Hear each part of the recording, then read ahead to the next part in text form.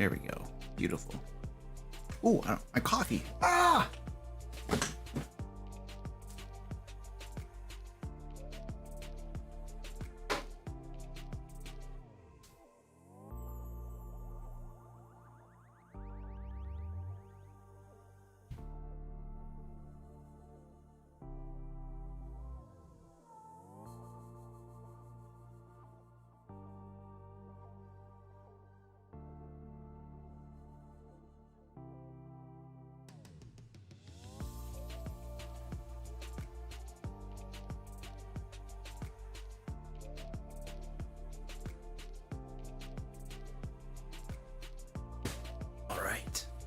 What's going on? Are we live yet? Has this begun? What's going on? I think we're live. Whoa.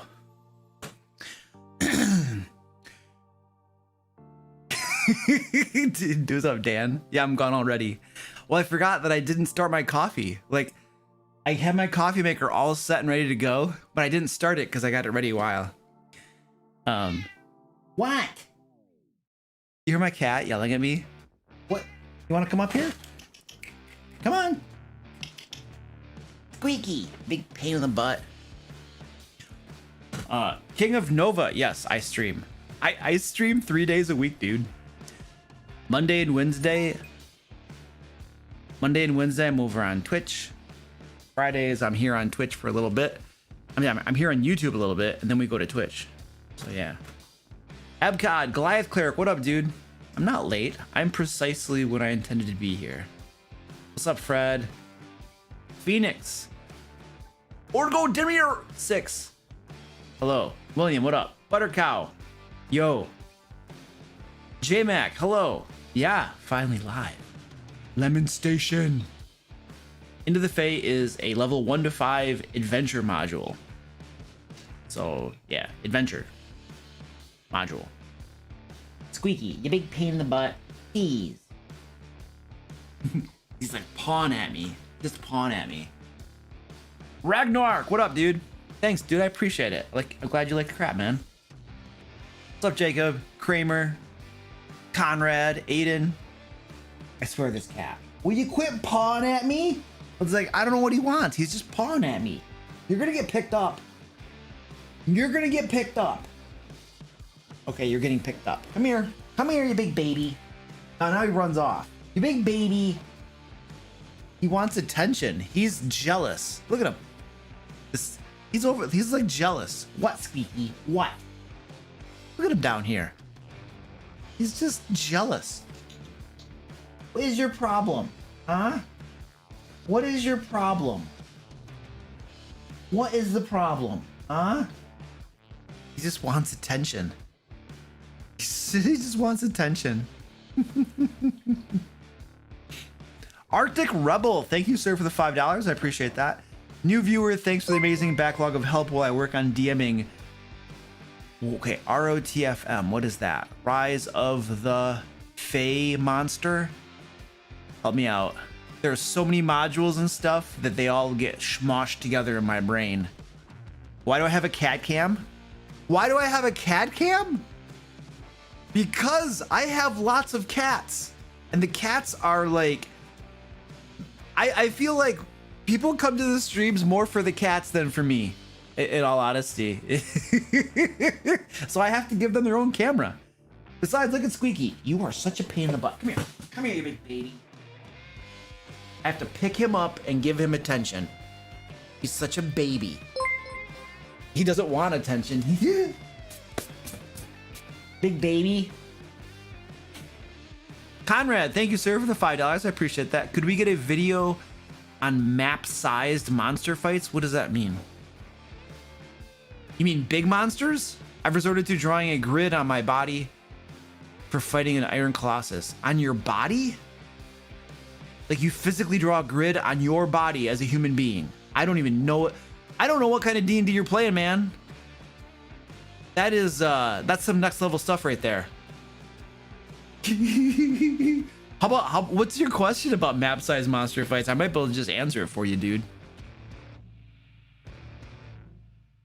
I feel like a lot of questions folks have, I can answer in like 2 minutes and help them out. videos generally need like some meat to them, you know?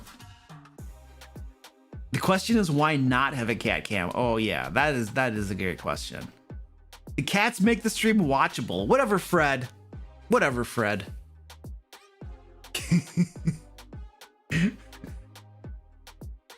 I come for you, Luke. Don't worry. Well, thank you, Dan. I appreciate your lies to make me feel better, to boost my ego. We all know it's very fragile.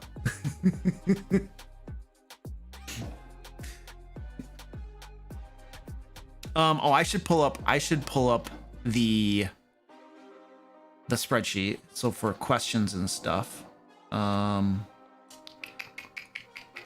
Once the stream starts, we're going to be doing questions and stuff. That's what we do. That's the thing. Open. What's today? September 18th. Awesome. Who all we got on here as far as mods go? I know I see Penguin Butt. Anybody else representing? Purple Fire comes to watch me, but the cats are an awesome bonus. Well, thank you, sir. I appreciate that. Everybody's saying very nice things to make me feel better tonight. I do appreciate that. Patreon isn't to support Luke's channel, it's to support these cats. I know, they eat lots of cat treats. You've been a DM since high school, but how old are you? 94. So that's a long time. And we're painting minis. We painted minis on Wednesday, man. What do I think about D&D Beyond? I have two thoughts about D&D Beyond. Amazingly useful, great product that's way too expensive if you want to get all the content. So if you got deep pockets, it is an amazing resource that is very valuable in my opinion. But you got to have some money to spend on it. Because you've probably already bought the books, and then if you want the online version, you're going to spend a good chunk of money as well. But it is something that I have fallen in love with. I really do like D&D Beyond, and I use it for I think all of my games at this point. So it's a very good resource. It's just very expensive, and a lot of people can't get past the idea of paying for the same thing twice, which is technically not true. You're not paying for two books. You're paying for a book and then an online resource with additional functionality. Even though the search functionality is abysmal in D&D Beyond, you're not really paying for this. You kind of are paying for the same thing twice, but you kind of aren't. So that's the biggest thing that people or folks have trouble getting past. And I get it, I do. And I do wish it weren't as expensive as it is, because if you want to unlock all the resources, you're looking at $400, $500, $600 unless you wait for a sale. You know, it's very expensive. We'll just put it that way.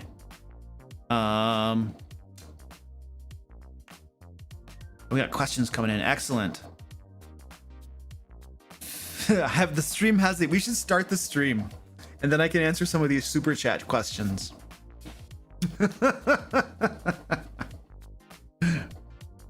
I need to get my coffee too. All right, I'm gonna go over and get my coffee, and then we're gonna start the stream, and then I'm gonna answer these super chat questions. If we could be so kind, Penguin Butt, to put the super chat questions into the spreadsheet as well, and somehow designate it so that I don't miss them, I would appreciate that. I know you're working furiously over there. Yeah. I don't want to miss the super chats. I gotta get coffee though. I gotta get some coffee.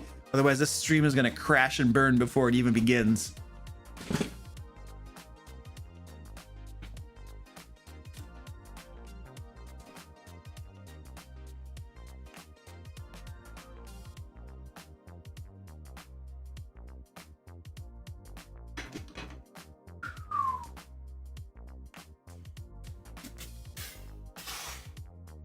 All right, here we go. You can verify. You can just verify here. We have a cup of coffee. It's not exactly full. It's about half full. That helps preserve the warmth of it. So now that we've verified that the coffee is intact, let's start the stream. That's a beautiful thing right there. All right, ladies and gentlemen, welcome to the live stream. This is a live stream here on YouTube. Yeah, that's pretty obvious.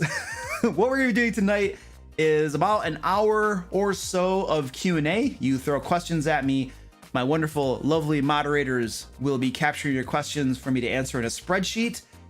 So there's no need to spam. If you spam, Penguin Butt loves smoking people upside the face with that wrench. So please control yourselves. I know it's hard. So she will get your questions into the spreadsheet, and then I will be grabbing questions and we'll be going. The nature of this sort of thing is lots of folks will answer their questions, and I will be unable to answer all of them. So if we miss your question, then you can track me down. And no, don't do that. How about you just come over to Twitch on Monday and Wednesday when I also stream, link conveniently below. Thank you, Penguin Butt. And then you can ask your questions there if I miss you tonight. So I'll do the best I can, but you know, I'm just one dude and there's probably lots of you here. So you know, that's what it is.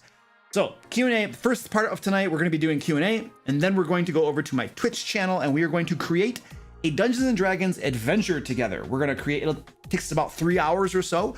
From start to finish, we will create the entire adventure. And then when we're done creating the adventure, I will make it available over on my website, thedmlair.com, for you guys to download, use, and everything in your game. Every Friday, we have these creation streams where we create some sort of resource for the D&D community. And then I make it available for free for everybody to use.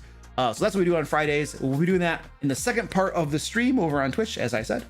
And there'll be links all over the place for you guys to get the resource when we're done with it as well.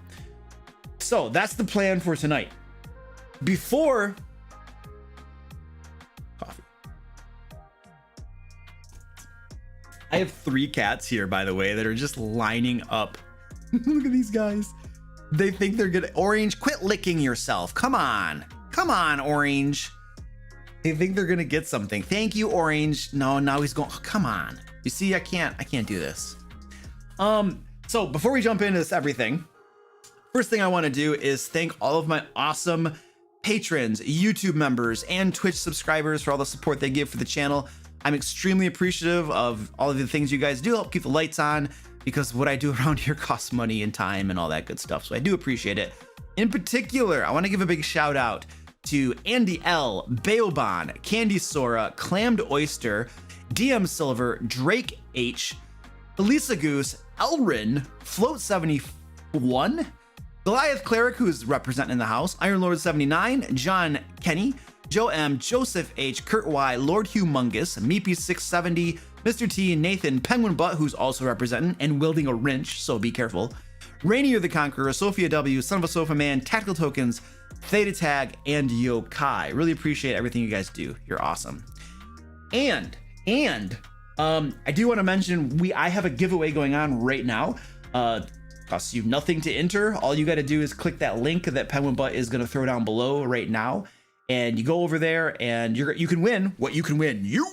The one person who wins tactical tokens. These are the miniature alternatives that I love and am constantly giving to people because they're super sweet. So one person will win some of these. The secret word that you got to put into the giveaway is squeaky. Secret word is squeaky. Free to enter. One person will win tonight. At the very end of the live stream, I will be drawing the winner. So you don't have to be present to win, but I will draw it tonight. So there you go for awareness. So hook yourselves up with that crap. And what's the other thing? I got one more thing to plug, and I swear we're going to answer questions. My final thing to plug is my Kickstarter. This is going on right now. It's called Into the Fae. It is a level 1 to 5 adventure module featuring lots of Fae creatures, Fae magic items, maybe even some Fae spells if we can get to the Kickstarter, if we can get to the stretch goal. We're on the cusp of getting to the 60K stretch goal, which is going to unlock full page artwork throughout the module. Really excited about that one because I really want this module to not just be like dry text and maps, but to have like some kicking artwork and stuff in it. So there's a link down below. I'm sure that Penguin Butt dropped that for you, and you can go check that out. It's very, very cool. I could probably show some gratuitous artwork at some point too, but I won't bore you all with more plugs of my crap, because you probably are just answer our questions. Okay, all right, I'll answer the questions. I can appreciate that. Let me hit these super chats though. Alexandria Cowdery, thank you. I appreciate the $5. Really appreciate that. I don't see any question along with it, so I'm assuming you're just supporting the channel. I do appreciate that. And Conrad Wright $5. Thank you, sir. I appreciate that. Could we get a video on map size monster fights? I've already answered that one. I gotta click that. And then his follow-up for another $5. I thank you, sir. How do you run a monster whose size category is bigger than the map? Theater of the mind is how I would do that. If you're talking about one massive monster, then grid and minis is really pointless at that point. In all honesty, you don't even really need it. Grid and minis is great when you have mobs of monsters and players, and then there's like positional tactics that are taking place. But when you have just one big huge monster and then maybe 4 or 5 players, that can just be run theater of the mind. You don't even need the map. And this is what I did. This has probably been about a year and a half ago, but I had a fight with my Sword Coast Guard group where there was a dragon turtle. They were like level 8, and there was a dragon turtle. I put a dragon turtle in the adventure. It's one of those rare times when I put something in the adventure that's way more powerful than they can possibly take on. And they knew it. So when they engaged with it, they were actually just trying to like find its treasure hoard and steal some magic items, which they did, which came back to haunt them because the dragon turtle lived because they couldn't defeat it and they ran away with the magic items.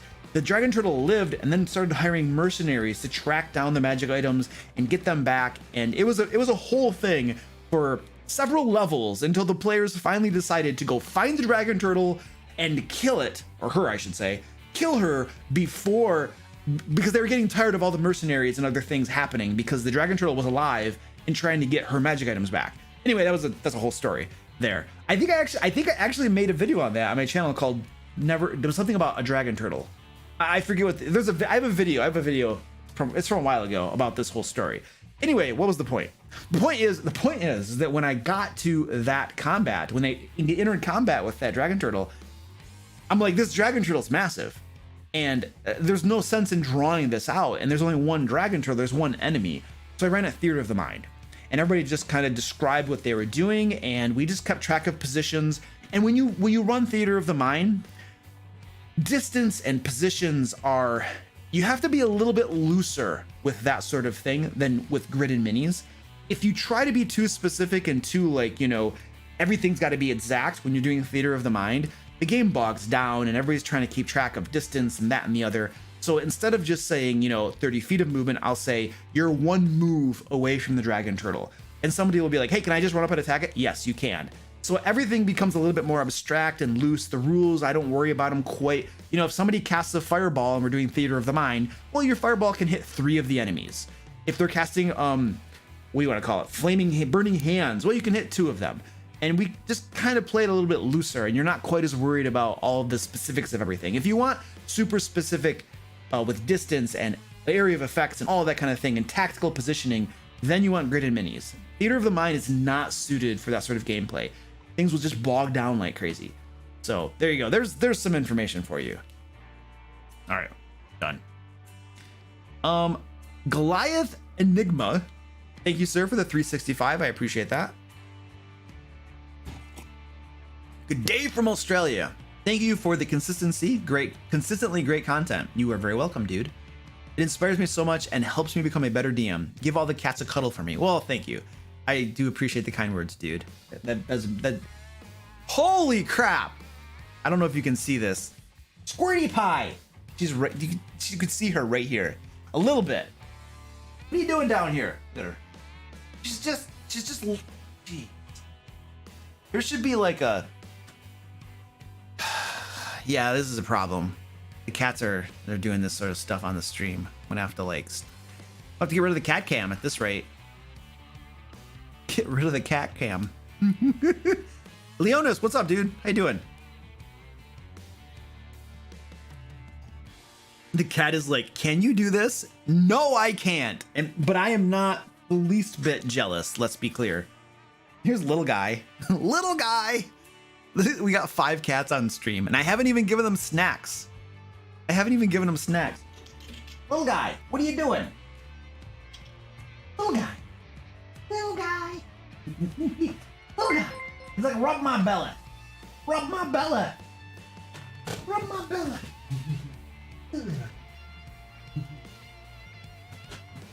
I just gotta rub his belly a little bit. He's adorable. He's just too adorable not to rub that little belly. All right. Are you going to have this module available via DM's Guild or Drive-Thru RPG after it's been produced? No, because those people want to take most of my money away. They're cut. The cut, you guys.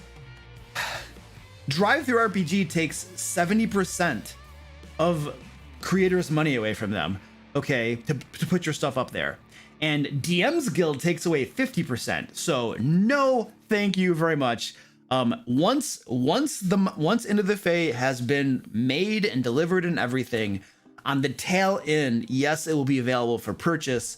However, it'll be on my own site where I get to keep the money for the product that I invested so much time and effort into. So yeah, it will be available, but not on those sites.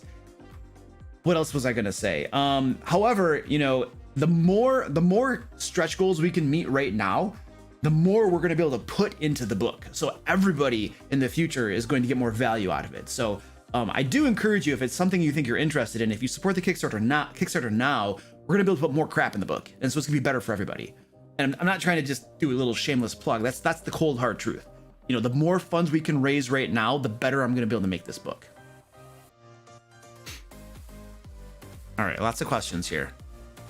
For the Kickstarter, for Kickstarter questions, I mean, that's fine. I don't mind Kickstarter questions. Is the deadline when the project is released or when it gets beta tested? Deadline for what? I don't even know what that means. Sorry, I don't know what deadline you're talking about.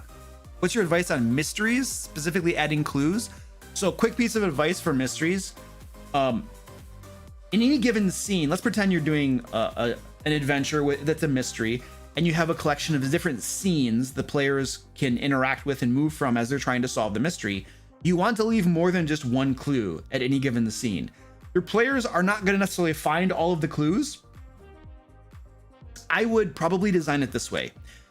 In a given scene, there are 3 different clues. One clue, which they will pretty much always find, that's kind of hard to miss. And the other 2 clues might be more difficult for them to either find or understand. Like one of the clues might be in Sylvan, which they may or may not speak. So yeah, the 3 clues that will help them progress that murder mystery forward, and one of them should be very obvious for them. Here's the thing.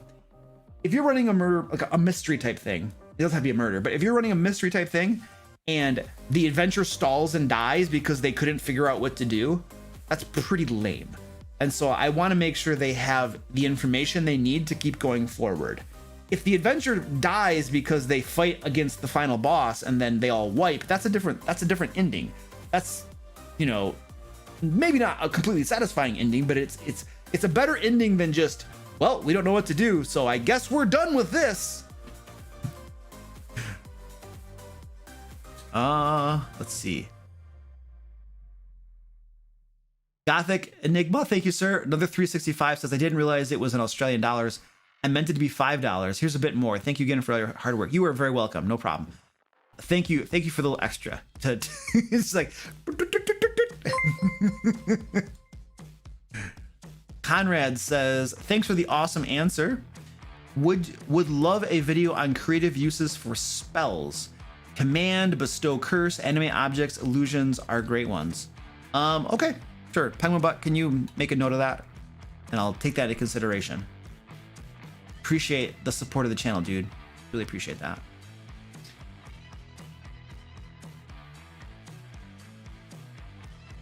Do understand I can't promise anything. There's lots of different factors and variables that go into deciding which videos I'm going to make. But I always appreciate suggestions, because when people suggest things that are useful to them, that tells me there might be a demand out there for a wider audience too. J-Mac, thank you, sir, for the $20 super chat. I appreciate that. I use your videos constantly for my players. They're a great tool for newer players. I've got a session tomorrow and a major encounter that happens on the sea. How do you structure naval battles with players? I have never run a naval battle. It really depends on what the encounter is. Wait, no, I think I did run a naval battle. I think they were on a ship. At one point, and I think they were being attacked by like some sea monsters or something that might have been trying to board the ship. I don't think that I would run a naval battle or an encounter on the sea really any differently than I would run any other encounter.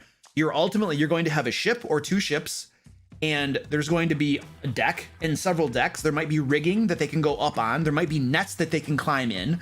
They might be able to use ropes to swing across from one ship to the other. There'll be boarding planks and stuff. So you're going to have lots of environment and terrain to build into that encounter, and to make sure that your players can take advantage of that and do cool things. If you're just out in the grasslands, for instance, you have grass and bushes maybe, and some hills, and that's your terrain. But in naval, on ships, you have lots of terrain that players can do stuff with. So make sure that that terrain is at least described to them so that they know that there are options. And then I would have the enemies using that terrain to their advantage as well, as a way to demonstrate to the players what the possibilities are.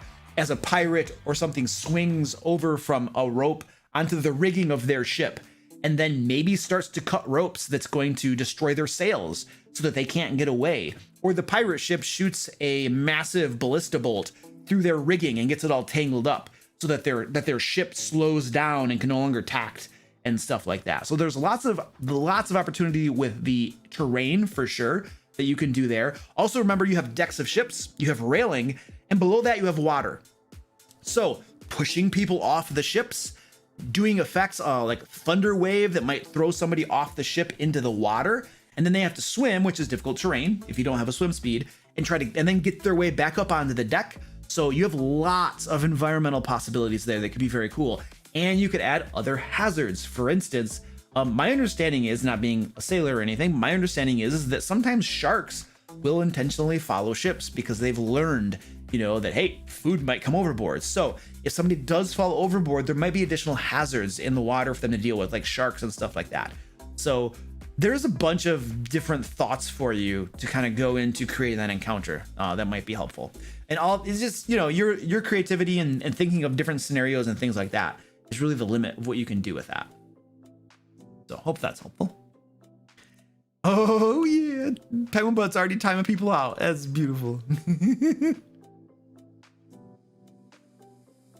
How do you decide how hard to make the quest? Well, it depends on what my character's level is. If they're a 4th level, then I'm going to design a quest for a 4th level party. That's as kind of as simple as, I don't know. That's just the way I do it. I don't know. I feel like you were trying to ask something else and I just gave you a crappy answer, but that's what I got. Dinner time. Oh no, there's no dinner time. I wish I could have dinner. Okay, I got that one. Should I prevent my PCs from committing suicide by dumb jumping face first into a box of full drugs?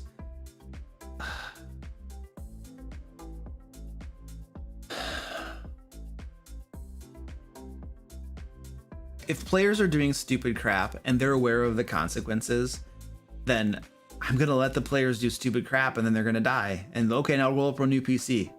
Well, no, you're doing stupid crap. But as long as they're aware of the consequences, you might give them a, are you sure? Like, just, and then you would want to, then I as a dungeon master, I got like stuff in my eye. There's like a big cat hair. Imagine that. And then I as a dungeon master would want to ask would ask myself the question, why is my player trying to suicide? Are they not happy with their character? Do they want to play a new character? Do they not like my game? Are they just screwing around? Are they just, doing stuff to ruin people's fun because they don't care about the game and they're just like, just being idiots? If I had players that were suiciding, I would start to ask those sorts of questions, and I would start to wonder, okay, am I not running a satisfying game that they're finding fun and fulfilling? So they have to do dumb stuff like jumping on dynamite and blowing themselves up. Do they just not care about the game? Maybe this isn't a good fit for them. Maybe they should go find a different game or maybe I should just be like, dude, you know what? Goodbye. I don't know. I would just start asking questions if I had players doing stuff like suiciding themselves. Which reminds me of a gaming convention I was at where the dungeon master was running a very crappy game. She was railroading people. She was running a horrible game. And it was pretty painful. And because it was such a crappy game, players were getting themselves killed intentionally so that they could walk away and not have to play the rest of the game. So it always strikes in my mind, when players are doing things like that, what's the reason they're doing it? And is it because of something that I'm doing that I should get better at? Or is it just because they're a Wang Rod player or blah, blah, blah, whatever? Who knows? There could be tons of different reasons. But as answering the question of why, it is much more interesting to me than solving the immediate situation, because the immediate situation is a symptom of what's probably a problem, perhaps, or the root of something. And I'm more interested in what that root is and what are we going to do about that root to make sure that this game is, I don't know, fun, fulfilling, blah, blah, blah for other folks. Conrad says Ginny D did a healer point of view YouTube video. I don't watch that stuff. I don't watch her. I don't honestly, I don't watch very many YouTubers.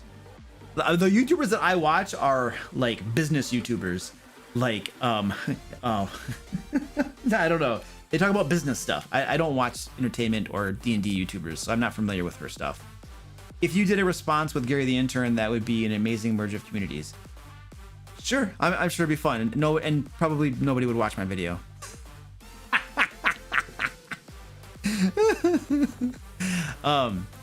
I've experimented with some different forms of videos, and I have discovered that there's some content that does well on my channel that my audience likes, and then some content does not do very, very well. I recently did a video with the Barbarian, the whole video as the Barbarian, talking about beholders and stuff like that, and it was pretty much a failure of a video. So I'm like, okay, that's good, interesting information. Don't do videos like that. The community doesn't, they would rather have different content from me. And so content that's more useful or something. So, okay, I'll do different content. I'll do what you guys find to be valuable, you know? So yeah, I would have to watch her video to even know what she even did.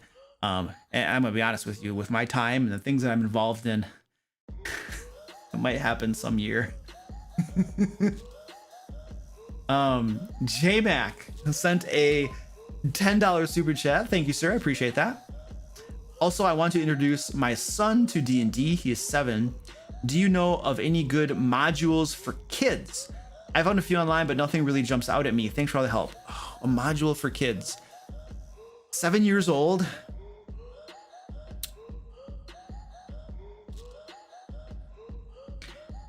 I don't know. Here's the thing. I run games for like younger kids, and I started running kids for my daughter when she was about 12 or something. So that's a little bit older than 7. I don't know that you necessarily need a specific module just for kids. You could probably use any module and just tweak it a little bit to be more appropriate for your son. It depends on what his likes are. My guess is that as a 7-year-old boy, he probably just wants to attack things and get in fights. You could probably use almost anything out there. Just take out any adult themes that you perceive, and just put him in situations. He's probably gonna want to fight stuff. I've seen 7-year-old kids before. They just want to blow things up, you know. You could get one of the starter sets, like Phandalin. What is it called? The Lost Minds of Phandalin or something like that. I don't know of anything offhand, in all honesty, that would be super appropriate for kids. There was a site that I found a while ago that gave adventure modules, or it had adventures for kids. Like, you could probably Google it and find it or something, but I don't know offhand of anything in particular that I can particularly recommend for you. What I would do, like I said, is probably just use whatever adventure module I thought I wanted to use, and then I would tweak it as appropriate so that I felt that it would be what would engage my son the most. Is probably what I would do. So I would kind of do the work and prepare it specifically for him. Because I don't know, I feel like sometimes it's like, sometimes adults make things for kids and they're just kind of, it's like, this is like the concept of what an adult might like for a kid, but is a kid really gonna want to play that type of D&D game? Or is a 7-year-old boy just gonna want to like attack stuff and murderize it? You know, I don't know.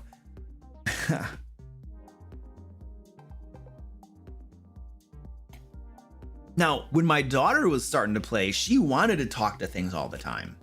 She would do combat, but that was the most interesting thing for her. But a young boy, dude, he's gonna want to just attack stuff. So I would just pick something and then change it a little bit. Am I gonna post this stream to my Discord? Oh, that would be a really good idea, wouldn't it? Well, I guess they missed out on the spam. That's just too bad. I'll spam them next time if I remember. How do I deal with min-maxers? I don't really care about min-maxers. People can min-max as much as they want. That doesn't bother me.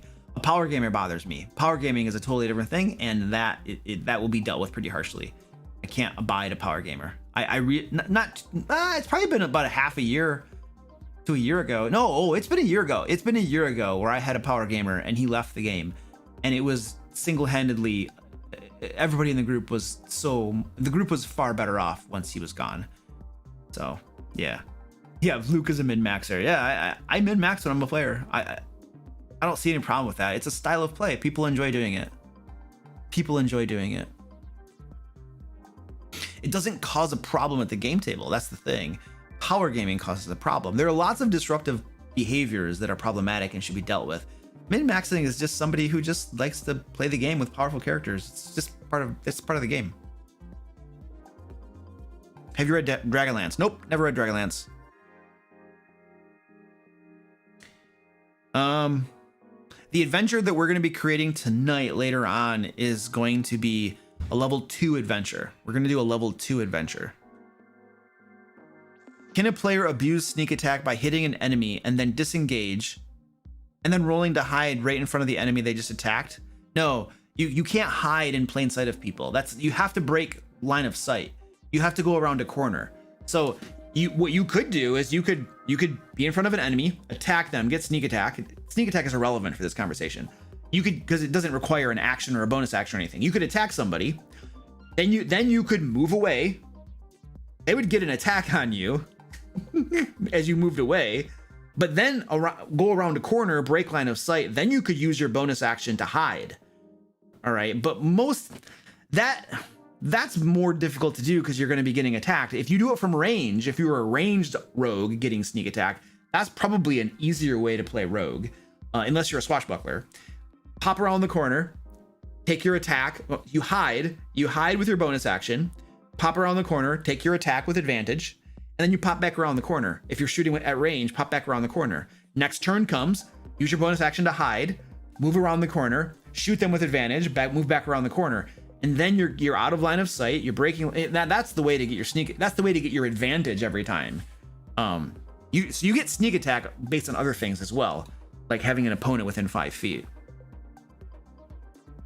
What's my favorite rant subject? Oh, I don't know. It depends on the day, and really the favorite rant is going to be like whatever somebody says or asks that just happens to like send me off on something. I know you use the calculator, but how do you decide? I want an easy, hard, or deadly challenge. How do I decide? So when I'm creating an adventure, I like there to be a mix of easy encounters, medium, hard, and deadly. Usually there's going to be at least one deadly encounter. Usually it's the final boss fight. And then throughout the adventure, there's just going to be a mixture of easy, hard, and medium, or easy, medium, and hard. I'm just going to provide a mixture. And how I decide, there's no formula or guidelines I can give you to how I decide that. I just decide. I'm just like, this will be easy. This will be hard. Ooh, yeah, let's make this one deadly. There's no rationale. It's just whatever I feel like doing. Do you have optimal pacing for when fights should be easy or hard? No. Variety. I just use variety. I do like I mentioned, I do like to have the final boss or the final confrontation in an adventure to be at least hard, if not deadly. I do like to do it that way. What's up, little guy? Little guy. Little guy. Do you think we would get cosmic type spells for classes like Circle of Stars, Druid, or Twilight Cleric? So I don't know what any of those things are that was just mentioned in that question. Feels weird to have those classes without thematic spells. Yeah, I don't even know what those, I don't even know where those come from, so I can't answer that question. What do you think the beta testing, when do you think the beta testing will begin for your module into the Fae? I want to be part of it. Jacob, it's probably going to be, so the Kickstarter is going to close at the end of September, and then probably during October, I'm going to be doing all of this stuff that you got to go through at the end of a Kickstarter and getting everything around. My hope is that that'll take October. And then by the very beginning of November at the latest, you're going to have the drafts for the module and that you can start playtesting them and beta testing them, I guess. That's my hope. That's what I'm working toward. But a Kickstarter, this is a new project for me. So my hope is everything goes smoothly and I can give all of the backers, this stuff quickly. But I can't predict the future and I don't know what kind of hiccups I'm going to have, and stuff like that. So I can only tell you what I hope and intend to do. Francisco, do you have a problem with a class or a race? Sure, I have lots of problems with classes and races. Just pick, there's several of them. I don't know. Ranger sucks. There you go. There's one. How would you handle a Ghost Phantom as a player racer class? I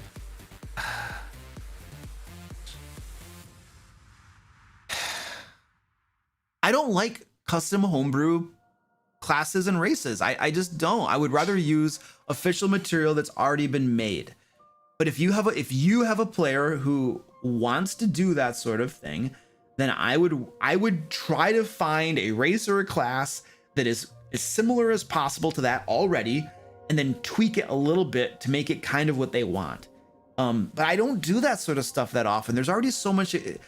Here's the thing, like, I don't do a lot of homebrew with that sort of thing because I just don't have time. I have no time for that sort of thing. And so I ask my players to simply use the official published material. You know, we don't use homebrew or third-party stuff because I don't have time to balance it. That's the thing. Whenever you get homebrew crap off the internet, especially, it's almost always overpowered and unbalanced. So the Dungeon Master has to spend a lot of time fixing it. So you could try to find one of those things online. Just know that it's going to be way overpowered. That's just the way it works. Most people just, woo, it's crazy powerful, and you're gonna have to fix it and bring it down in power. You can't use it as is. 95% of the time when somebody shares a homebrew thing off the internet, it's super broken and overpowered. So you just got to try to find something and then fix it maybe, or work with your player and take something that exists and tweak it a little bit. That's what I would do if I were going to pursue that sort of option. Well, look for balance though. Look for balance. You got to balance it with the other existing things.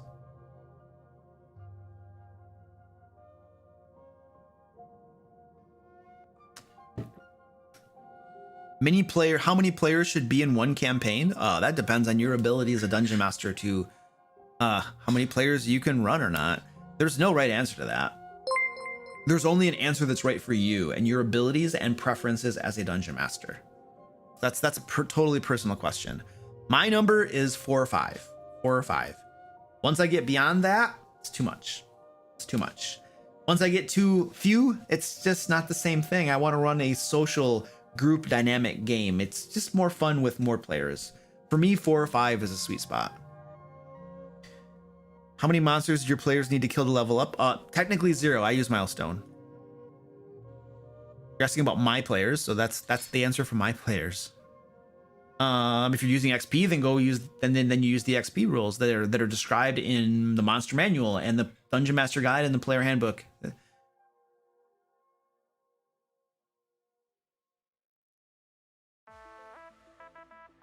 Oh, here we go.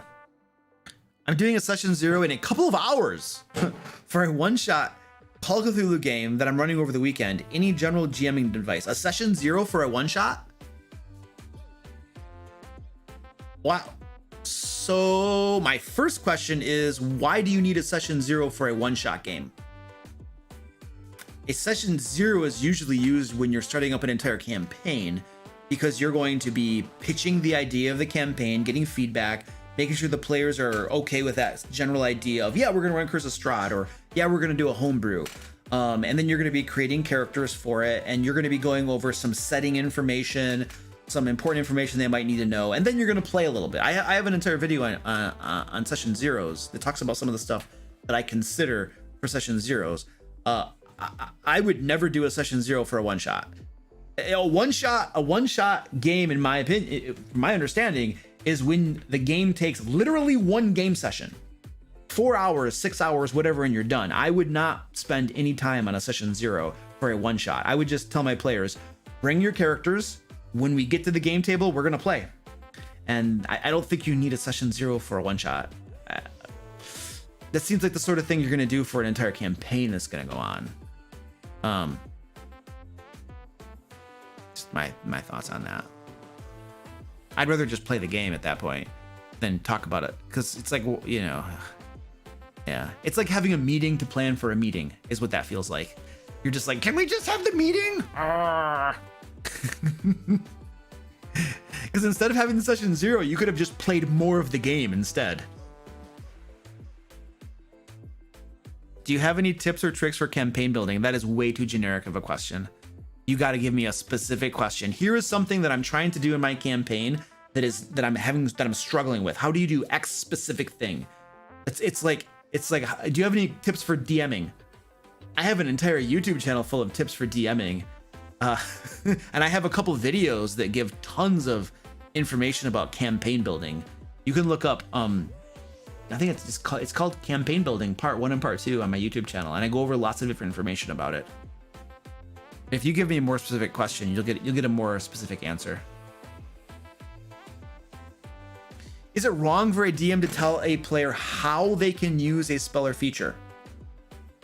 If the player's misinterpreting the rules and trying to twist them to their advantage, then I think, yeah, the Dungeon Master is the final arbiter of the rules, and they get to decide what the rules mean and how to apply them. So if it's a question of the rules themselves, then I would say, yeah, that's definitely within the scope of what the DM is allowed to do. Because in my experience, I've had many players either misinterpret rules, or the worst sort will twist the rules and stuff to try to get to their advantage, to try to get every little bit of power they can. That's the power gamer, twisting the rules and twisting the wording to their advantage to make it most advantageous for themselves, and conveniently leaving out parts of the rules they don't mention, such as only being able to shadow step, for instance, to a point you can see. They conveniently leave that out and then try to shadow step behind doors and stuff. And then when you read it, you're like, dude, it says this. Oh, I didn't see that. That's a tangent. My wizard player doesn't know English, so I translate stuff for him. I'm afraid I'm giving away too much information. Okay. I wouldn't worry about that too much, dude. Like, try to translate it the best you can for him, but I routinely, like, especially if I have a new player that isn't sure of what something does or how something works, I won't just tell them the cold hard rule, but I'll also give them suggestions and ideas for what they might do if they want to. And that's not to limit their creativity or to prevent them from doing different things. It's simply just helping them to understand what it does and then possible ways they might use it. So I don't see a problem with that, dude. I think you're fine.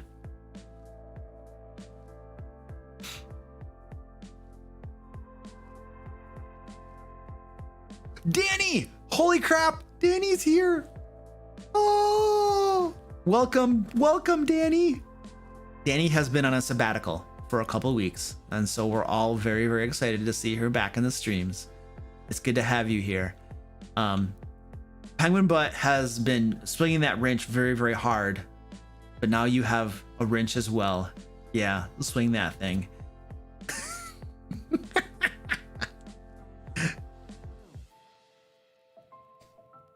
What was the best way you started a campaign? I don't think I have any spectacular campaign beginnings. Most of my campaigns started in a tavern, and I made a video about how to start a campaign and starting in a tavern or not starting in a tavern. My personal take on this, Maximilian, is we worry way too much about starting a campaign in an amazing way, or introducing a new character to the party in an amazing way, or ending the campaign in an amazing way. I think we put a disproportionate stress on how to start and end things in D&D. There is an entire journey, there is a beginning, and then there is an end. And there is an amazing journey in between that is tons and tons of fun. So it's like, is that start really that important? Is that the pinnacle, or is the ending the pinnacle? Is that really what defines your campaign? Or is it 99.9% of the time that's spent in the meaty middle, the standard adventures and going on adventures and spending downtime and traveling and talking to NPCs and stuff? Like, I don't worry too much about how to begin it or how to end it. I do want a cool campaign finale. I do want a climatic boss fight where they finally fight the big bad. I think that's important. And I kind of screwed up my last campaign finale, by the way. My Sword Coast Guard group, my boss fight, it was kind of a letdown for me, I feel, and for the players probably. So, sometimes you have a great idea for something that's going to be awesome, and then it kind of falls flat when you actually run it at your game table. and you only get one shot at it, and there it is. There was the campaign finale, there was the boss fight, and you wanted it to be awesome, and it kind of fell flat and it wasn't that good. And you walk away from that, and if you put way too much emphasis on the beginnings and the ends and all of these things, you can just feel defeated. But the fact of the matter is that we had a 3-year plus campaign that was tons of fun, you know, and that was just one game night. It was one boss fight that wasn't as great, but that doesn't negate how awesome the rest of the campaign was, you know, and how much fun we had and how many great memories and nights we had and how much pizza we ate, you know. None of that is negated by the fact that there was one game session where I miscalculated and it wasn't as fun as I thought it was going to be, you know. So I can't like beat myself over the head with that. You just you learn, you say, okay, I think this is why, boom, boom, boom, boom. Next time I'm going to try to do better. That's all you can do. I don't think I really answered your question, but I talked about stuff. So that makes me feel better. Oh, it is almost 7 o'clock. Oh, wow. It's almost time for us to go over to Twitch and create our adventure together. How do you decide how often to give magic items? I mostly just roll on the random loot tables. I eyeball things a little bit, but mostly I'm just rolling on the random loot tables and the Dungeon Master Guide. Those, I feel like those do okay. The temptation that you're gonna have as a Dungeon Master is to give players too much magic items, too powerful magic items too early in the game. And I feel like that is a huge grave mistake. I would much rather give out too few magic items, realize my error, and then later on give them some more to even things up. I recently did this in my Ancient Dragon campaign. I feel like I started that game off and I was starving them a little too much for magic items and they didn't have enough. And they were letting me know, hey, Luke, you know, it's kind of, we're not getting a lot of stuff here. And I can correct that. I can give them more magic items. But if you do the opposite and you give them too many powerful magic items too soon, taking them away, good luck with that. Players don't like that. It's much easier as a dungeon master to realize they have too few and give them more than to give them too many and then be like, oh, and then either adjust all of your encounters and make them more difficult or like ask them to give stuff back. Yeah, I don't want to correct that. I'd rather correct being too stingy. It's easier. What are my thoughts on flying characters, particularly racial flying? It's very, very powerful. You guys, there is a reason Adventurers League does not allow races that have flying at level 1. There's a reason they don't allow it. They know that flying is very powerful. It's the fact of the matter. I made a video about this. It's very, very powerful. The classic response is, well, the DM has all the tools at their disposal. It's still too powerful and you know it.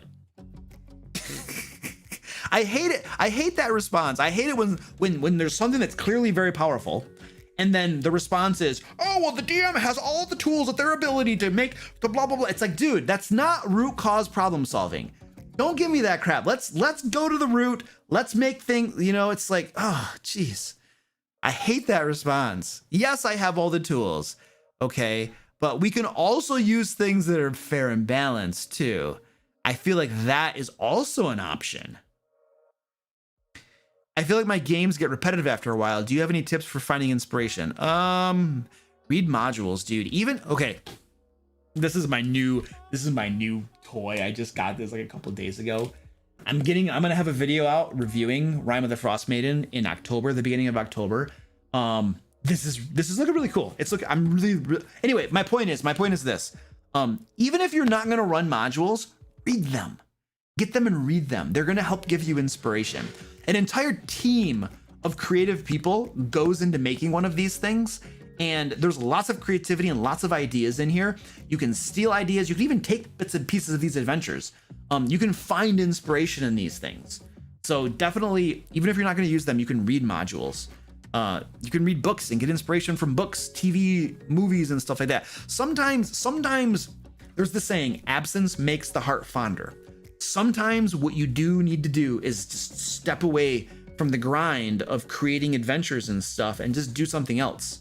You know, take a week off and just don't think about that crap, you know, and then when you come back to it, you'll be like, oh yeah, I'm ready to go. That might be a solution.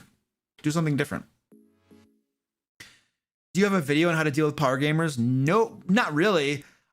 You have a conversation with them and you're like, this is a problem. You need to stop this.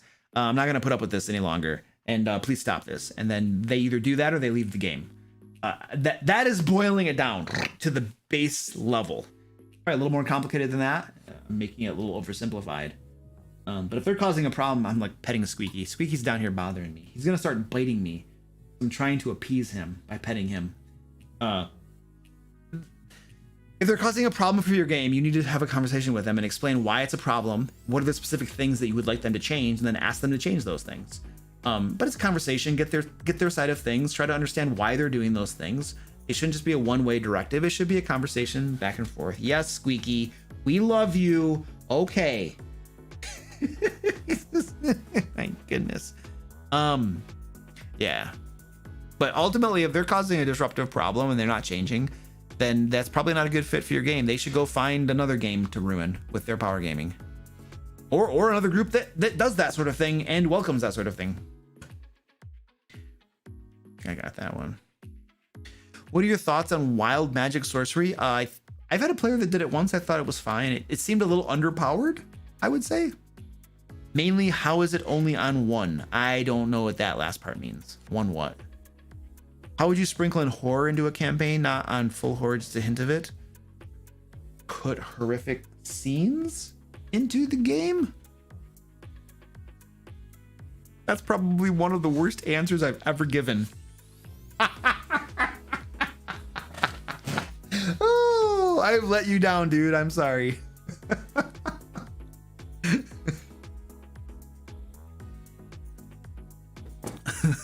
Every so often you're gonna get a gem like that. Iron Lord, what's up, dude? How you doing? Get coffee before the Twitch stream. I know. Okay, Squeaky, that's it. Come here. Come here. Baby, come here. No, you're gonna go on camera now because you've been bugging me. Look at him. Yeah. You big baby. Why are you bothering me? Huh? What's wrong? Is nobody giving you attention? Are you lonely? He's Squeaky. All right. I had to pick him up and bug him a little bit. He's been pawing at my leg for like 20 minutes. Look at little guy. Little guy is about to... Oh, he was gonna go in the box. What's up, little guy? He's my little guy. He's adorable.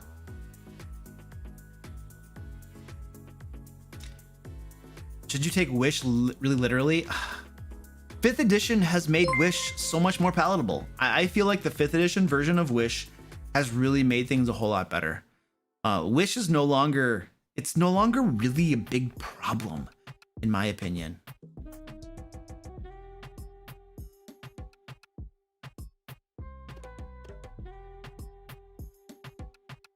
Clarissa, hello. How you doing? Glad you could join us. You did join us, Clarissa, like a couple minutes before we're gonna go over to Twitch, though. We're just about to go over to Twitch. Can I order a cat trip over on Twitch? Yes. We don't do that on YouTube. YouTube is too boring for that sort of thing.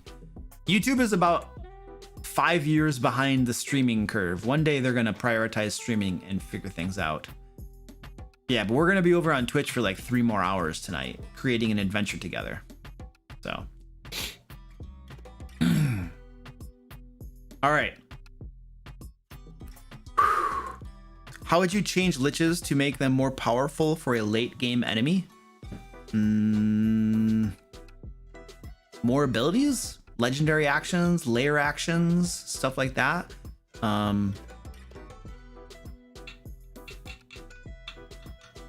Maybe more hit points, but definitely more DPS. Give them minions. So they're not fighting things solo. Have them prepare the battleground. Have special terrain in effect that benefits them. Have them use things like polymorph and other things that are going to be, very powerful for them.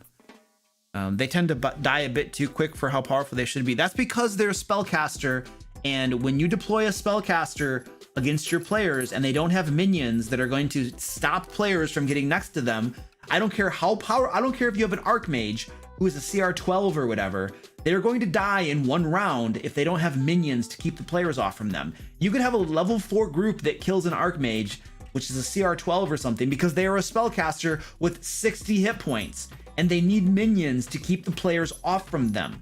And they have to use intelligent tactics as well. You know, they got to have their mage armor going. They got to have mirror image going. They got to have blink going. They need to be using these things and terrain and stuff. They're a super intelligent spellcaster, so they can't go toe to toe with the characters. You know, you have to like level things up a little, you know, for spellcasters especially. And you got to get nasty. Use their super high powerful spells. Just slam them with Cone of Cold and stuff. Give them legendary actions. Let them cast spells as a legendary action. So they're casting 2 or 3 spells around. You know, make your players work for their experience points or milestones.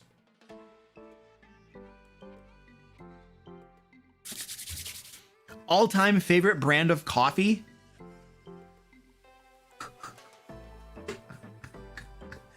I don't think I really have a super preference for that. And Cone of Cold at 9th level. Oh, upcast it? Oh yeah, you could do that. That'd be nasty. Zypher, what's up, dude? How you doing? All right, ladies and gentlemen, this is what we're doing. We're going to be heading over to Twitch right now to do adventure creation. Now, I know still lots of questions and stuff, which is why I also stream on Twitch Mondays and Wednesdays, and you guys can pop in over there, ask me questions over there. But for right now, we're wrapping up the Q&A, and we're gonna head over to Twitch, and we're gonna do the adventure creation over there. So this is gonna take me about 5 minutes to do the switch over. So there's a link right there to my Twitch, and you guys can come on over, follow me over there, jump in there, and we're gonna create we're gonna do a level 2 adventure today, level 2 adventure. And when we're done creating it, there will be links posted everywhere. It'll be on my site, thedmlair.com, along with lots of other free Dungeon Master resources as well for you guys to use in your games. So that's what we're doing now. So I'm gonna shut this bad boy down, and I will see you over on my Twitch channel. Oh wait, hold on a second. That's the wrong button. All right, here we go. Yeah.